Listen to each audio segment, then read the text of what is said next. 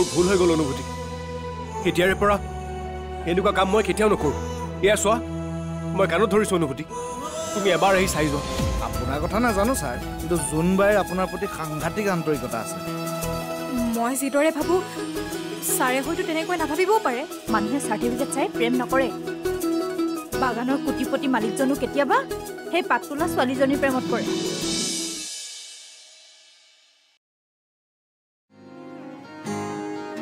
ডিংকিয়ে ঠিকেই কৈছে মাক মই কথাবোৰ খোলা খুলিকৈ কোৱাই ভাল হ'ব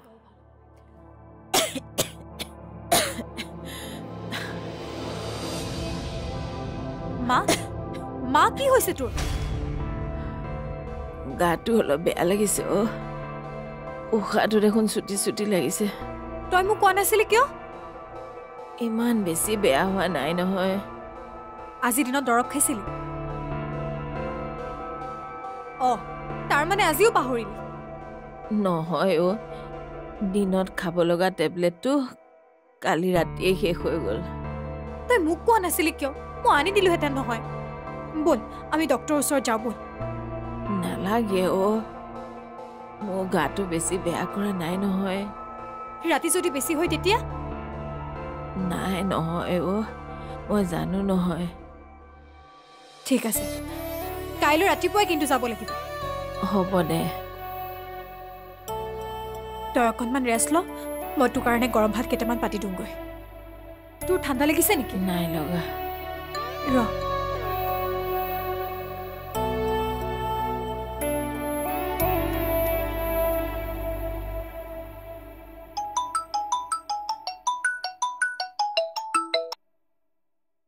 হেল্ল' হয়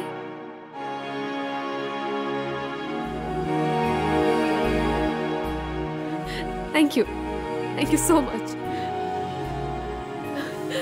শুনিছা এইফালে আহাচোন ঐ কি হ'ল তোৰ মোৰ চাকৰি হৈ গ'ল আজি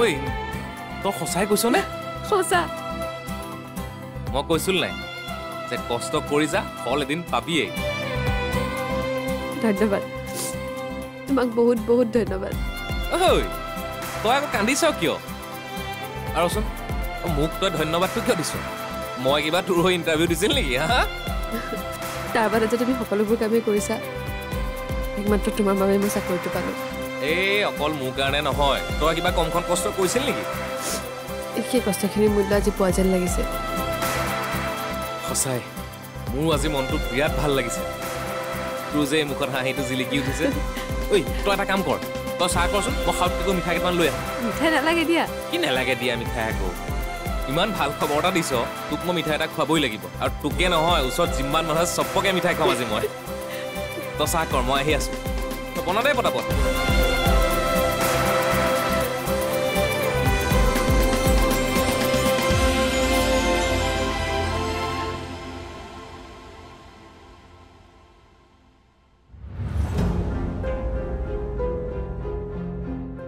ছাৰ ৰিপৰ্টত কি আহিছে একচুৱেলি তেওঁৰ হাৰ্টত দুটা স্পট ডিটেক্ট কৰা গৈছে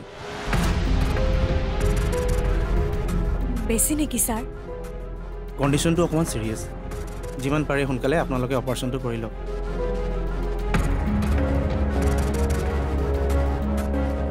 অপাৰেশ্যনটোত কিমান টকা খৰচ হ'ব ছাৰ ধৰি লওক 5-6 লাখ টকা লাগিব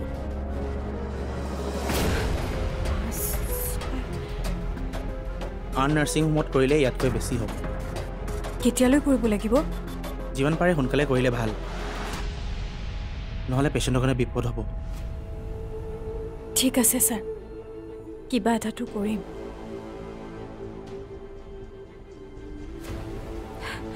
ধন্যবাদ ছাৰ এই ৰিপৰ্টটো লগত লৈ যাওক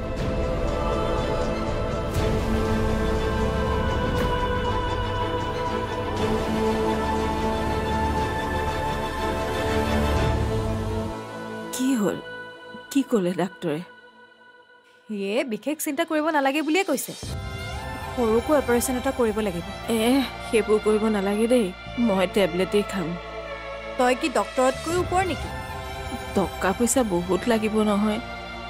টকা পইচাৰ কাৰণে তই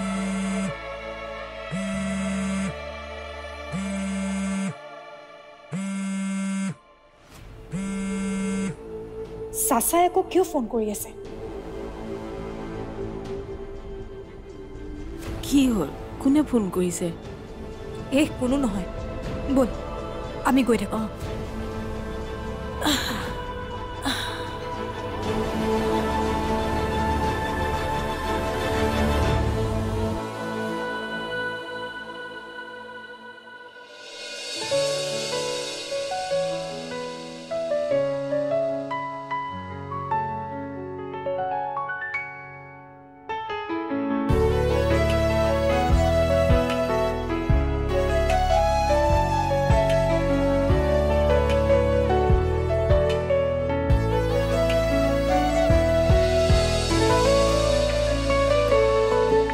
ছাৰ,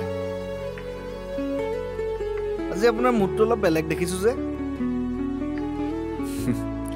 মানুহৰ মন সদায় একে নাথাকে নহয়। জানো কিন্তু আজি অলপমান বেছিয়ে সলনি দেখিছোঁ। আজি মই জীৱনৰ এটা ডাঙৰ সিদ্ধান্ত ল'বলৈ গৈ আছোঁ। Congratulation sir. কংগ্ৰেচুলেশ্যন দিলে যে, সিদ্ধান্তটো কি আপুনি জানে জানো? এইটো বয়সত আপুনি কি ডাঙৰ সিদ্ধান্ত ল'ব অনুমান কৰিব পাৰিছোঁ আৰু দিয়কচোন। Thank you. মোক আকৌ থেংক ইউ কিয় দিছে?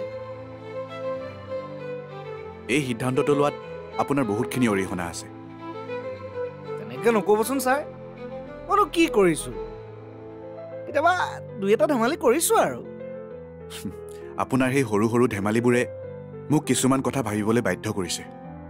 তেনেহ'লে চিন্তা নকৰিব ছাৰ, আজি সিদ্ধান্তটো লৈ লওক আৰু দুটামান ধেমালি কৰি আপোনাক হোমৰ গুৰিত বহাই দিয়া দায়িত্বটো মোৰ।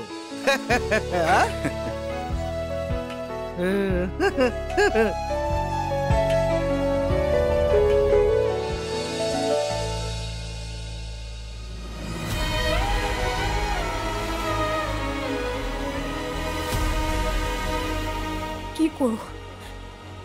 মাৰ অপাৰেশ্যনৰ কাৰণে ইমান টকা ক'ৰ পৰা যোগাৰ কৰোঁ?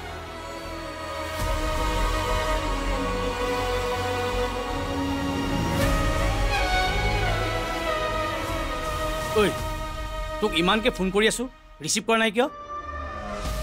তোৰ লগত মোৰ এতিয়া আৰু কোনো সম্পৰ্ক নাই। বাহ, থানাত কাম পাই মোৰ সৈতে সম্পৰ্কই এৰি দিলি। তোৰ লগত সম্পৰ্ক ৰখা মোৰ কোনো প্ৰয়োজন নাই। তোৰ দৰে ঠগবাজ লম্পট এটা মানুহৰ লগত যে মই কাম কৰিছিলোঁ, সেইটো মোৰ জীৱনৰ বাবে এটা ডাঙৰ পাপ আছিল। আৰু সেইবাবেই হয়তো মাৰ আজি এই অৱস্থা। কমকৈ হ'লেও মই সৎ পথেৰে উপাৰ্জন কৰিছোঁ, নিজে সলনি হ'বলৈ চেষ্টা কৰিছোঁ, তথাপিও তই মোক আমনি কৰি আছ যে। চাহজনে এইবাৰেই লাষ্ট। তই মোক এটা লাষ্ট কাম কৰি দে, ইয়াৰ পাছত তোক মই একো আমনি নকৰোঁ। আৰে মই তোৰ সন্মুখলৈ নাহোঁ, তই মোক মাত্ৰ এটা কাম কৰি দিব লাগে। আৰু মই জানো এই কামটো কেৱল তইহে কৰিব পাৰিবি। মই নকৰোঁ। তই কেনেকৈ ভাবিব পাৰ ইমানখিনিৰ পাছতো মই এইবোৰ কাম কৰিব পাৰিম বুলি? আৰে কামটোতো শুনি ল। নুশুনো আৰু নকৰোঁ। 10-12 লাখ টকাৰ কাম। যদি কৰ আধাখিনি তোৰ। ভালকৈ ভাবি চাচোন, তোক কিন্তু এইটো সময়ত বহুত টকাৰ প্ৰয়োজন আছে।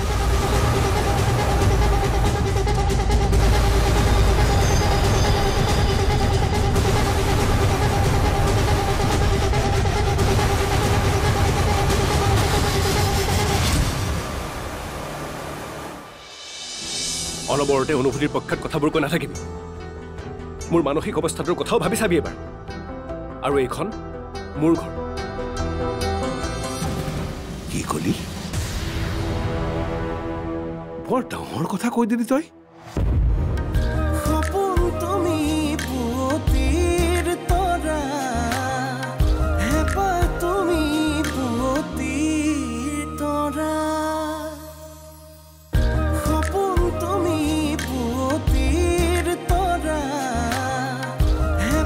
তুমি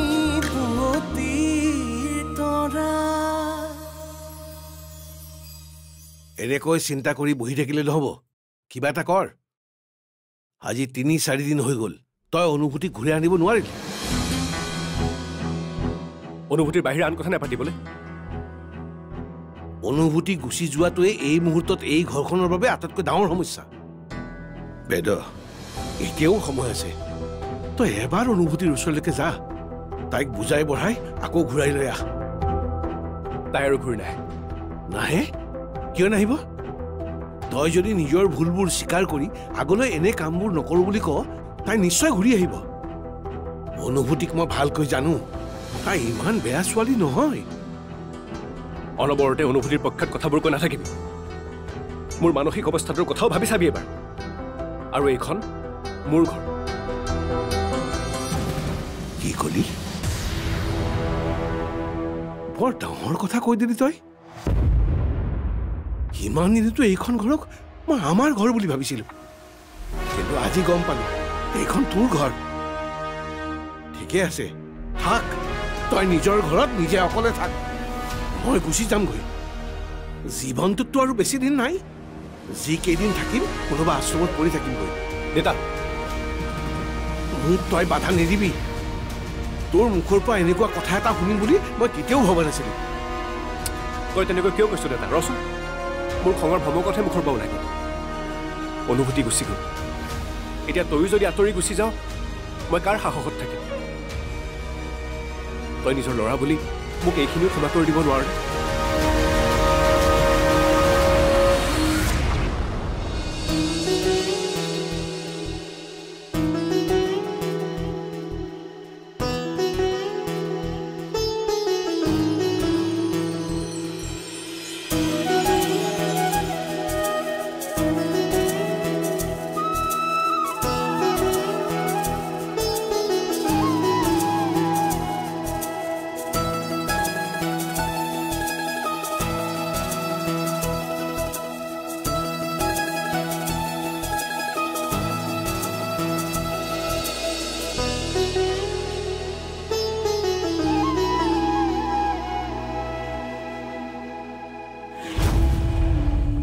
ছাৰ ৰিপৰ্টত কি আহিছে একচুৱেলি তেওঁ হাৰ্টত 2টা স্পট ডিটেক্ট কৰা গৈছে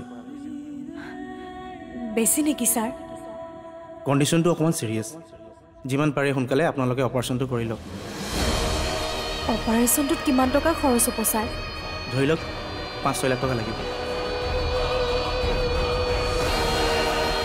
10-12 লাখ টকাৰ কাম যদি কৰ আধাখিনিতো